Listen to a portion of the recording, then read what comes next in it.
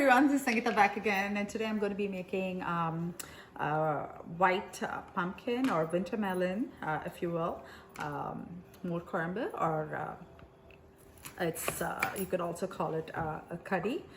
It's a very South Indian thing, and it's typically made when you have a very lentil rich curry to go with it. So I'm going to be actually cutting. I'm going to be cutting it like, you know, so big, about 1-inch cubes. So it will actually really shrink in size, so you have to keep in mind that. And I'm going to be boiling it with a little bit of salt and not too much water, just enough water to cover it. And this is the really quick version of it where you don't really need to plan. Whereas like normally when you make this morkozhambu, you would have to actually plan, meaning like you have to soak the chana dal and the dhania seeds or the coriander seeds. So this does not need any of that.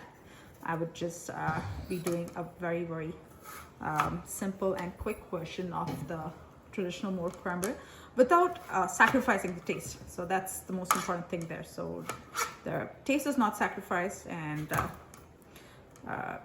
it's easy as well and quick. So those are some of the criteria which I look for when I make something. So almost done here.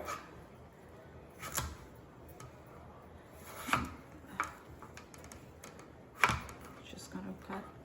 And if you and when you go to the store and like the piece of winter melon that you buy is not small enough, it's pretty big. If it's say maybe like 2 pounds or something, what you would want to do is just cut it, wash it, cut it, and store about half of it in the freezer, and it tastes really, really good. Like you know, even when you take it out after 3 months. So that's the amount of water I'm going to put. That's about a cup right there, and I added salt as well. So that is getting cooked, and this is going to be cooking for like, you know, about 10 minutes, 8 to 10 minutes, and I want it to be fork tender, meaning I don't want it to become mushy, because I like to have a little bit of a bite in it. And in the meantime, I'm just going to make the gravy part of the morkozhambu or curry, and I'm going to put about 1/3 of a teaspoon of cumin seeds. So I have about 1/3 of a teaspoon of cumin seeds, and I'm going to add 2 red chilies, and I'm going to be adding about, that is about half a cup, about 1.5 cups of yogurt. Typically you would use sour yogurt. Some people prefer not to use it. I'm on the fence about that, and I have about 15 curry leaves there, and I have about 1-inch piece of ginger that I'm going to be adding to this.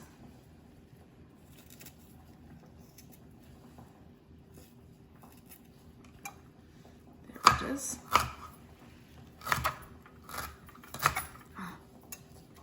There, and some turmeric powder, and I'm going to be adding chickpea flour or besan. I'm going to be pretty liberal with it, about a tablespoon, a little bit more maybe. So that is the key. So that's really going to help you in the sense that the yogurt will not curdle even if you put it at high heat. And about half a tablespoon of coriander seed powder, and I'm going to be blending all of this in and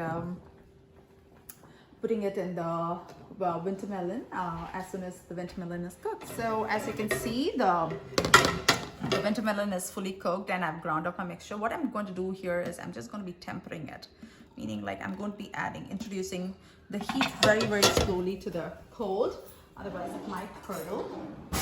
And what I'm going to do is do it with a spoon, just so, just a little bit at a time, and mix it in. Just trying to bring both the temperatures to an equilibrium there. A little bit of chemistry is involved. Actually, a lot of chemistry is involved in food science.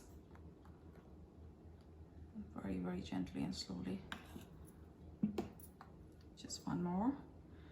And then...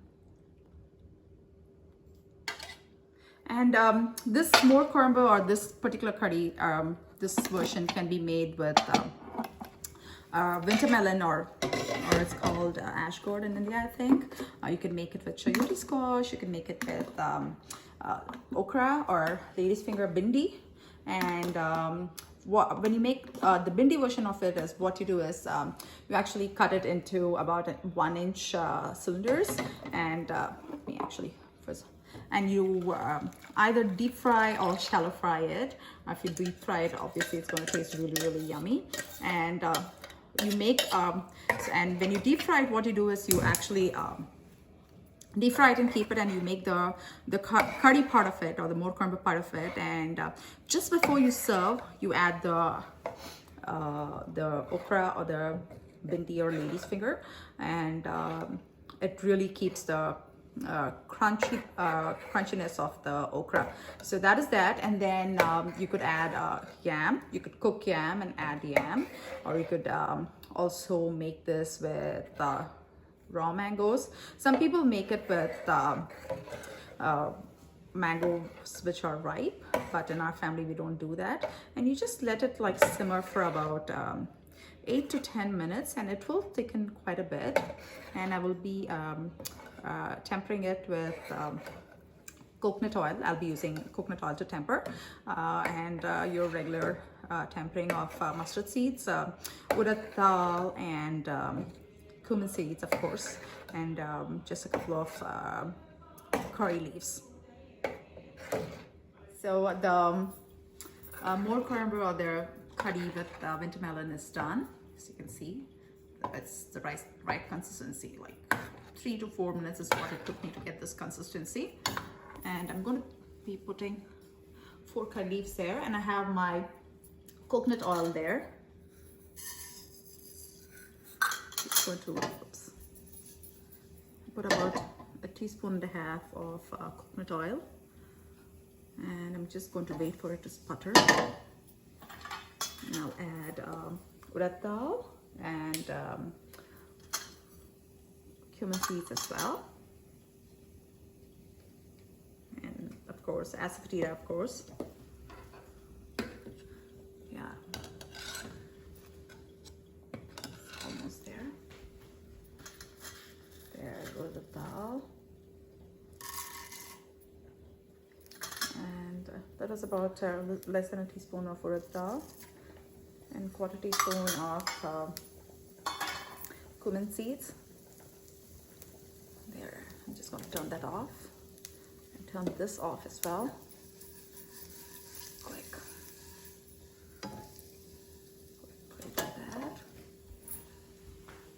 I'm going to put it on the curry leaves so that the curry leaves cook as well.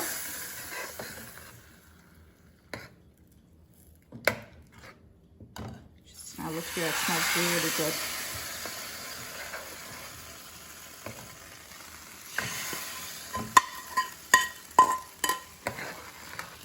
The curry leaf is cooked as well, and there it is, the morkozhambu, a winter melon morkozhambu.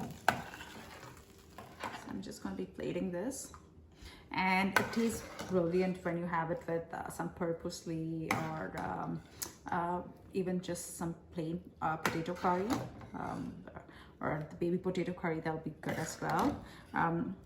With this, because it's so mild, you wouldn't want to have a sabzi which has a lot of coconut, which is kind of like bland. So you want to have something really chitpata and spicy. That's the way to go. And typically when you make the morkozhambu, or the curry, as it's more popularly called, you would not have rice with yogurt at the end of your meal. And that's that. And you also do not garnish it with cilantro. So that's one of the important things here. Thanks once again for watching the making of winter melon or pushnika morkozhambu. Please like, subscribe, and share, and comment down below what you would like me to make next. Thank you.